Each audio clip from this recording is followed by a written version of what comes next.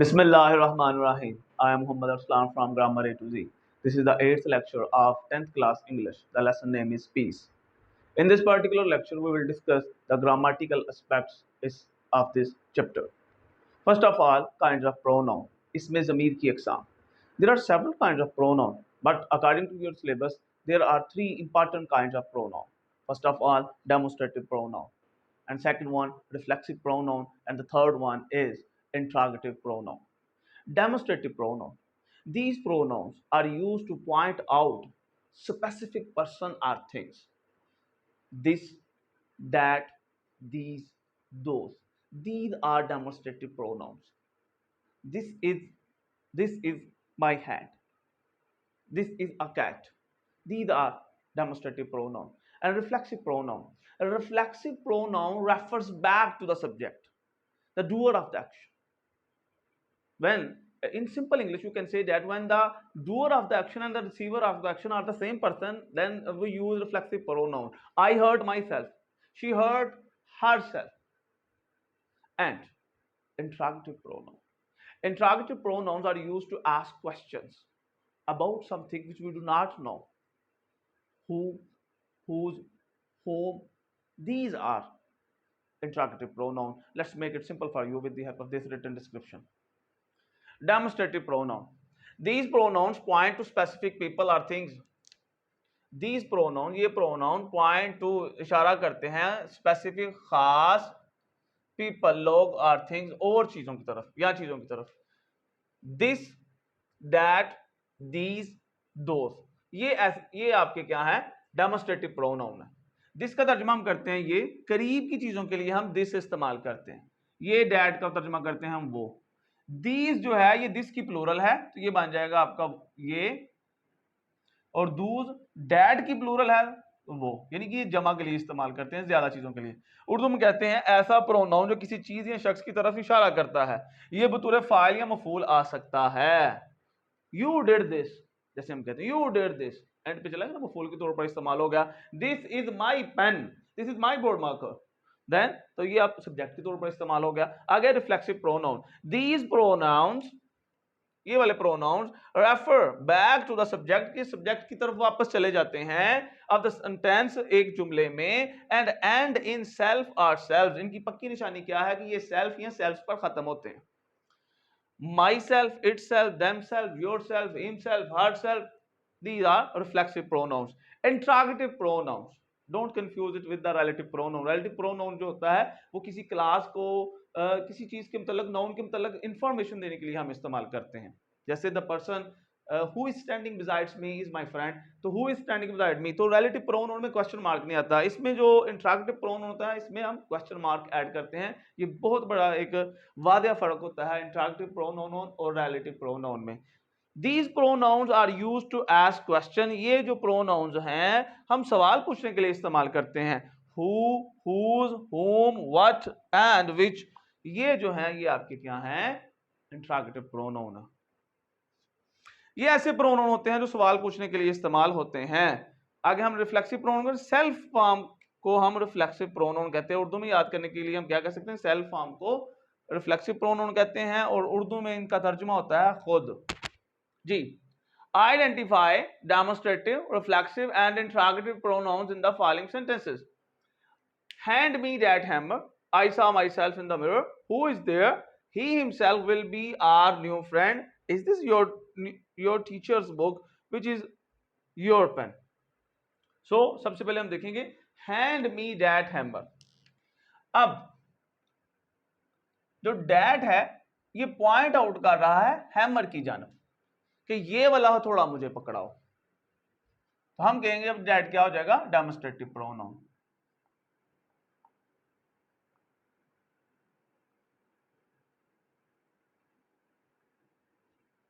इशारा कर रहा है ना सर हैमर की तरफ. I saw myself in the mirror. हमने पढ़ा है कि ये refer back to the subject, कि मैंने अपने आप को आईने में देखा. सेल्फ पे खत्म हुआ है तो जनाब ये आपका रिफ्लेक्सिव प्रोनाउन हो गया. जी सर. हु इज देयर, वहां कौन है? जो हु है अब ये आपका क्या हो जाएगा सर? Interrogative pronoun.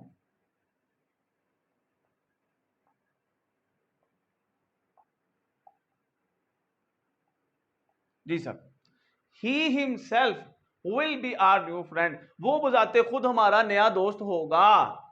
सेल्फ पे खत्म हुआ है तो क्या हो जाएगा सर, रिफ्लेक्सिव प्रोनाउन।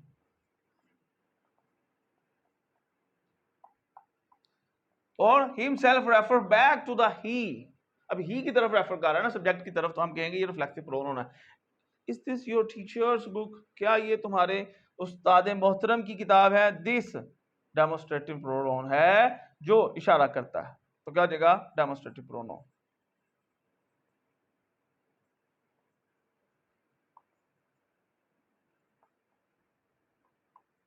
दिस ये टीचर्स बुक की तरफ इशारा करता है, ठीक है sir. Which is your pen, तुम्हारा कलम कौन सा है, तो ये क्या हो जाएगा सर, इंट्रागेटिव प्रोनाउन हो जाएगा।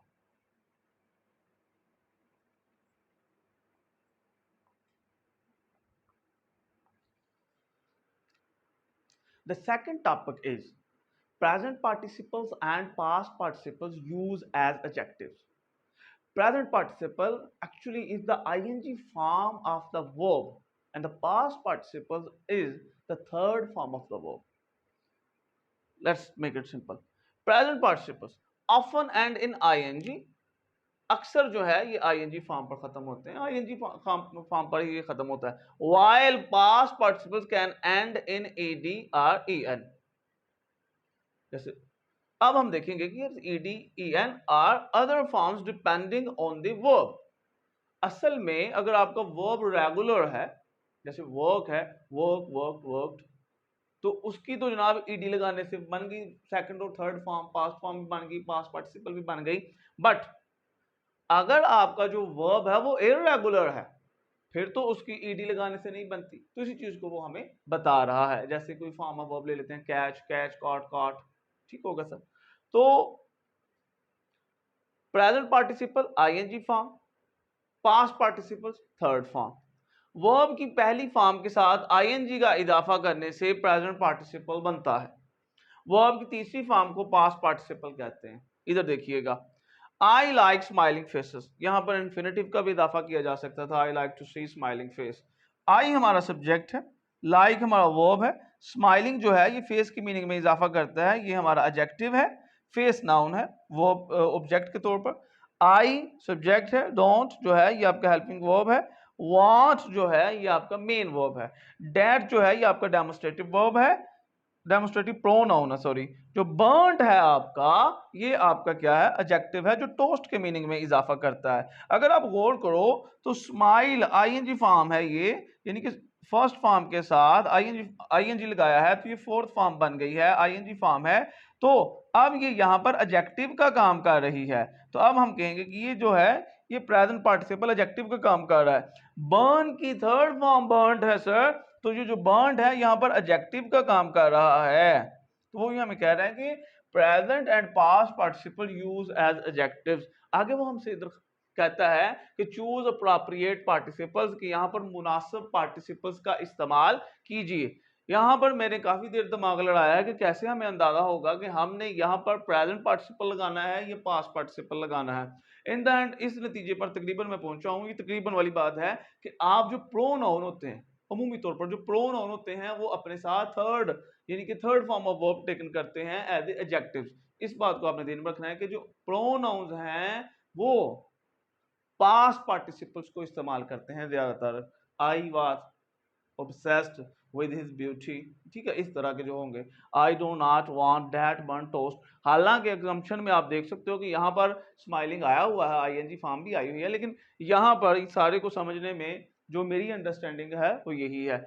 तो कहता है हालांकि ये प्रेजेंट और पास्ट पार्टिसिपल जो होते हैं इनको जब हम समझ लेते हैं प्रॉपर्ली, जैरन को समझ लेते हैं, तो हमें अंग्रेजी बोलने में और लिखने में बड़ी मदद मिलती है और हमारी जो राइटिंग एक्सप्रेशन है वो बड़ा इंप्रूव हो जाता है। बट सम हो इसको कंप्लीट करते हैं। The movie was really interesting,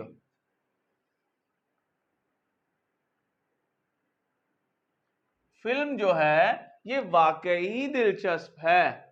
I thought it was a good lecture, मुझे लगता है कि ये एक अच्छा लेक्चर है, but I wasn't very in the topic. मैंने कहा था आई है तो आई wasn't very interested, I wasn't very interested in the topic. लेकिन फिर भी मैं क्या कहता हूं, मैं जो ये आपका उन्वान है जिस मौजू पर बात हो रही है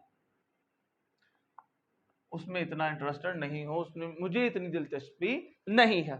दूसरा देखिएगा, our town is so boring. हमारा जो कस्बा है वो बड़ा उकताहट से बड़ा हुआ है। There is nothing to do here, यहाँ करने के लिए कुछ नहीं है। आर यू ऑलरेडी, मैंने कहा था ना, you board with that game, क्या तुम इस खेल से पहले ही उकता चुके हो? ठीक हो गया, या उकता गए हो, क्या तुम इस खेल से पहले ही उकता गए हो? Have you heard her laugh, क्या तुमने उसकी हंसी सुनी है? इट इज सो, अब इट है तो इट इज सो अनाइंग, गुस्सा दिलाने वाली। इट इज सो अनाइंग, ये गुस्सा दिलाने वाली, हंसी की बात हो रही है ना। It is so annoying, I am really annoyed with one of my coworkers, कि मैं अपने जो मेरे साथ काम करने वाले उनमें से किसी एक के साथ बड़ा मुझे गुस्सा है। मैं, ठीक हो गया जी, मुझे उन पर बड़ा गुस्सा है, उनमें से किसी एक पर। This city was during the storm, this city was damaged, this city was damaged during the storm, के तूफान के दौरान ये शहर तबाह हो गया। The information was quite damaging to his reputation. Information क्या है? खराबी करने वाली है कि उसकी रेपुटेशन को, ये जो इंफॉर्मेशन है उसकी जो इज्जत है उसको खराब करने वाली है। This treatment is really great, ये जो इलाज है ये बड़ा अच्छा है। It makes me feel so, मुझे रिलैक्स्ड, अब मुझे क्या हो गया, मैं बड़ा पुरसुकून हूं, इसकी वजह से मुझे बड़ा पुरसुकून महसूस किया है। इट फील्स मी, प्रोनाउन ना, इट फील्स मी, मुझे, it feels me so relaxed. I didn't like that movie, मुझे ये फिल्म पसंद नहीं है। क्यों भाई? I thought it was too depressing, कि मुझे लगता है कि ये जनाब बड़ी परेशान कुन है। The third topic is gerund phrase, infinitive phrase, and prepositional phrase. What is gerund phrase? A gerund phrase is a group of words which contains gerund and its object and its modifier. An infinitive phrase is a group of words which contains an infinitive, its object, and its modifier. A prepositional phrase contains preposition and its object and a modifier. So let's make it simple for you with the help of this written description. जब gerund, अब gerund किसे कहते हैं? Verb की first form और उसके साथ ing लगा और वो बतूरे नाउन इस्तेमाल हो रहे हों तो हम उन्हें कहते हैं gerund। वर्ब की फर्स्ट फॉर्म ing फॉर्म, जब नाउन का काम करे तो हम कहेंगे ये हमारा क्या है, gerund। जैसे smoking is injurious to health, अब स्मोकिंग जो है ये आपका क्या है, gerund।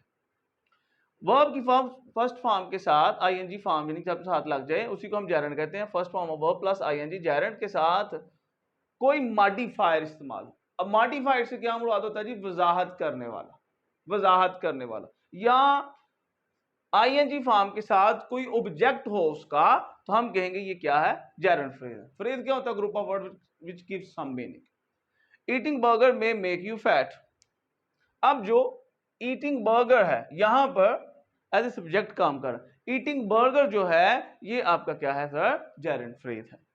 May make you fat के बर्गर खाना तुम्हें मोटा कर सकता है। इन्फिनेटिव फ्रेज, जब इन्फिनेटिव, अब इन्फिनेटिव से क्या मुराद होता है, टू प्लस वर्ब की फर्स्ट फॉर्म, यानी भी नाउन का काम करते हैं। ये क्या काम करते हैं, नाउन का काम करते हैं। और अगर अकेली वर्ब की फर्स्ट फॉर्म नाउन का काम करे तो उसे हम बेयर इन्फिनेटिव कहते हैं, हमने पढ़ा हुआ सर।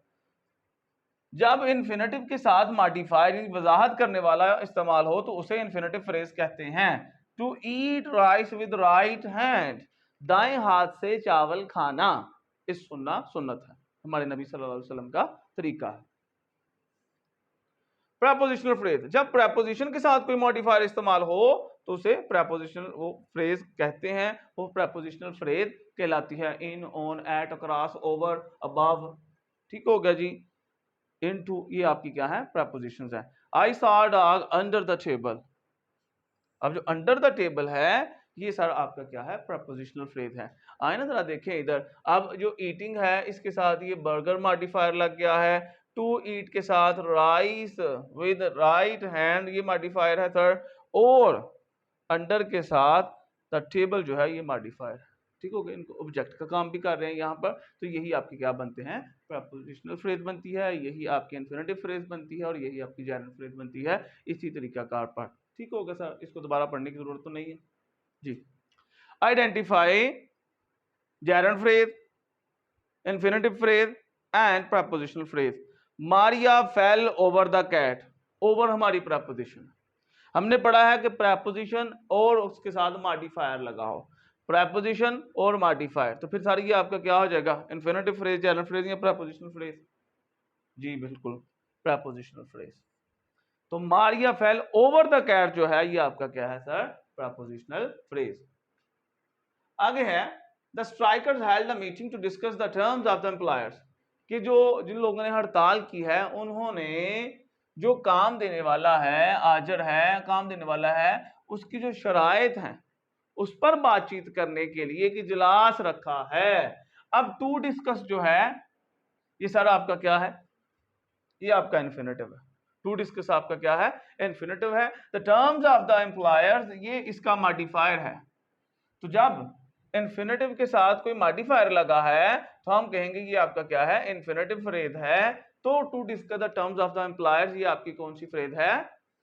जी बिल्कुल, ये आपकी इन्फिनेटिव फ्रेज है। After learning the parts of speech, the class began studying punctuation, के अज्जाए कलाम सीखने के बाद जो क्लास है वो पंक्चुएशन मार्क्स रुमूद औकाफ पढ़ रही है या पढ़ने शुरू कर दिए हैं। अब लर्निंग जो है ये आईएनजी फॉर्म है, फर्स्ट फॉर्म है लर्न, आईएनजी फॉर्म लगी है, तो ये आपका जेरेंड है। अब जेरेंड के साथ मॉडिफायर लगा हो तो उसे हम क्या कहेंगे, जेरेंड फ्रेज कहेंगे। अब ये फिर आपका क्या हो जाएगा, ये लर्निंग आपका जेरेंड है, the parts of speech modifier, इसे हम क्या कहेंगे, जेरेंड फ्रेज कहेंगे सर। अब कुछ जो ग्रामर के माहरीन हैं वो ये कहते हैं कि जो द क्लास है ये learning the parts of speech, learning the parts of speech इसकी मीनिंग में भी इजाफा करता है, तो कुछ इसको पार्टिसिपल फ्रेज भी कहते हैं। क्योंकि बुक पर ये पार्टिसिपल फ्रेज ऑप्शन ही नहीं है तो जेरेंड फ्रेज जो है ये करेक्ट ऑप्शन है, अदरवाइज ग्रामरियन के मुताबिक इसे वो क्या कहते हैं, पार्टिसिपल फ्रेज भी कहते हैं। तो इस चीज को भी आप ध्यान में रखिएगा। Will someone be here to open the door, to open infinitive, the door उसका मॉडिफायर, तो फिर ये कौन सी फ्रेज हो जाएगी, बिल्कुल सही infinitive phrase. To plus verb की फर्स्ट फॉर्म है ना सर। तलहा विजिटेड कहता है will someone be here soon to open the door, क्या कोई दरवाजा खोलने के लिए यहां जल्द मौजूद होगा, तो टू ओपन द डोर क्या हो जाएगा जी, infinitive phrase. Talha visited Turkey while studying the history of Turkish art, तुर्की का जो फानून है वो पढ़ते हुए, तुर्की के फानून की तारीख का मुतालिया करते हुए तलहा ने तुर्की की सैर की। अब जो आफ है ये सारा आपका क्या है, प्रपोजिशन है, और टर्किश आर्ट ये इसका मॉडिफायर है। प्रपोजिशन और उसके साथ मॉडिफायर हो तो उसे हम क्या कहेंगे, प्रपोजिशनल फ्रेज। अब आफ टर्किश आर्ट आपका क्या हो जाएगा, prepositional phrase.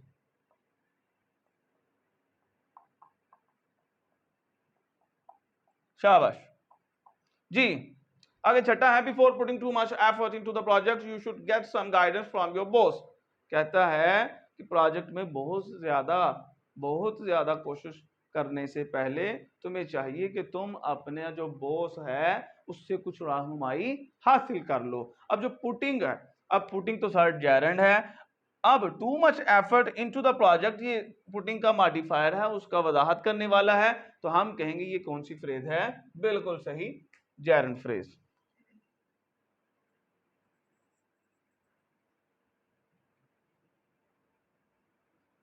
Does the captain want us to lower the sails before we enter the harbor, कि जो कप्तान है वो चाहता है कि हम साहल पर दाखिल होने से पहले बादबान नीचे कर दें। अब टू लोअर जो है ये क्या है, इन्फिनेटिव है, तो द सेल्स बादबान, तो ये आपका मॉडिफायर है, तो ये कौन सी फ्रेज हो जाएगी, बिल्कुल सही इन्फिनेटिव फ्रेज।